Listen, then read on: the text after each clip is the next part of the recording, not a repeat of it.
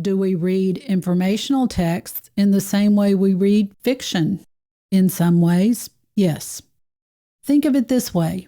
Once a child learns to toss a ball, she has some basic skills about force, direction, and follow-through that can be used whether the object is a football or a baseball.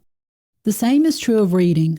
Once I understand how decoding works and realize that the author is going to give me a certain amount of information and that I have to bring my experience of the world and my experience of the topic to help me make sense of it, then I can use that approach with any text.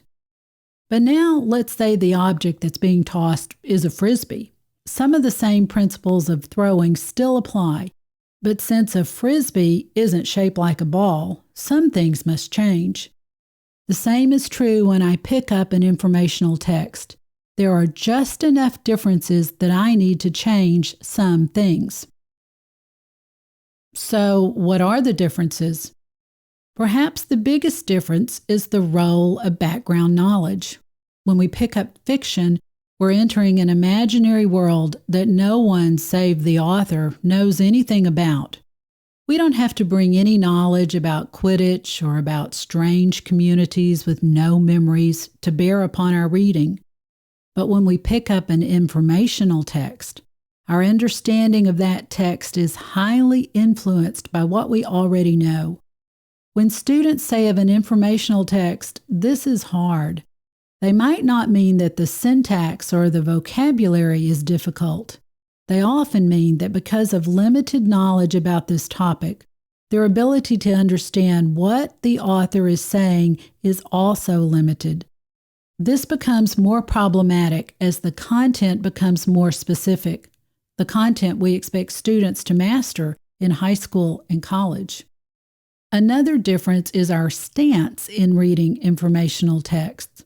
When we read fiction, we're following where the author takes us, and we often get caught up in a story.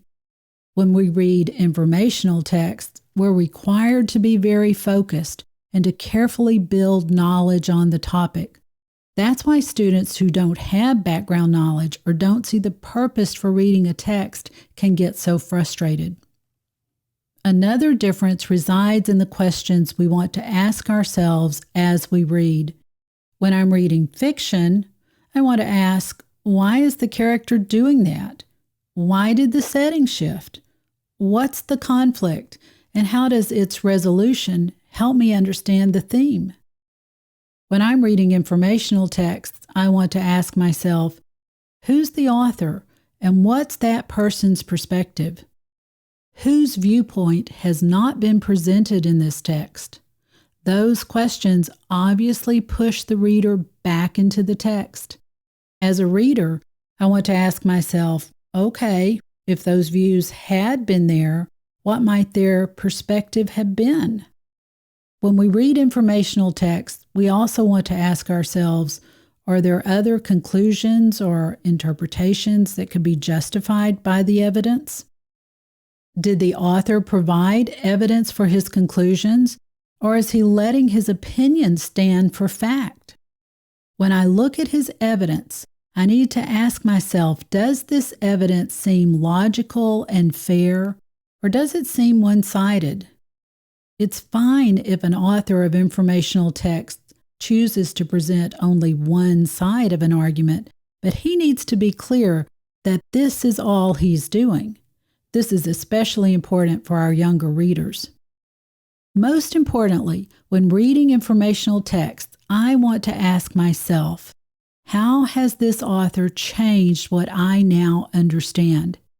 How is what I'm reading similar or not similar to what I've already heard or what I've already read? And generally, if I can get kids to think about those questions, I've created engaged readers.